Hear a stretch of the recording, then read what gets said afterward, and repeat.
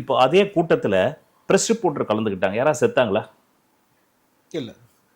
அவங்களும் தான் அதுல இருந்தாங்க. இன்னும் இவங்களை விட விஜய்க்கு நெருக்கமா அவங்க தான் இருந்திருப்பாங்க. ஒரு 500 மீட்டர்ல இருந்திருப்பாங்க. ஏன்னா அப்பதானே வியூ பண்ண முடியும் விஜய. விகடன் நேத்து விகடன் நான் பார்த்தேன். விகடன் வந்து விஜய் சார் உங்களுக்கு ஒரு ஓப்பன் லெட்டர் அப்படின்னு பேசியிருக்காங்க. அவங்க சொல்றாங்க நாங்க விஜய் 500 மீட்டர் எதிரில். இன்னொருத்தர் கோட்டீஸ்வரன் ஒரு பத்திரிகையாளர் இவரு மாதேஷ் அவர் வந்து இன்டர்வியூ பண்ணியிருக்காரு. அவரு நான் விஜய்க்கு 400 மீட்டர்ல இருந்தேன்றார். ஏன் வந்து கோட்டீஸ்வரன் பத்திரிகையாளர் சாகவில்லை? ஏன் வந்து விகடன் பத்திரிகையாளர் சாகவில்லை? ஏன் தமிழ்நாட்டில் இருக்கக்கூடிய எல்லா ஊடகங்களும் சாகவில்லை? ஒருத்தனா செத்துருக்கணுமா இல்லையா சார்? ஒரு லைட்மேன் இப்ப நம்ம இருக்காரு, இங்க தம்பி இருக்காரு, ஒரு கேமராமேனா செத்துருக்கணுமா இல்ல? ஏன் சாகல? அவர்கள் எல்லாருமே விஜயினுடைய ரசிகர்கள் அல்ல.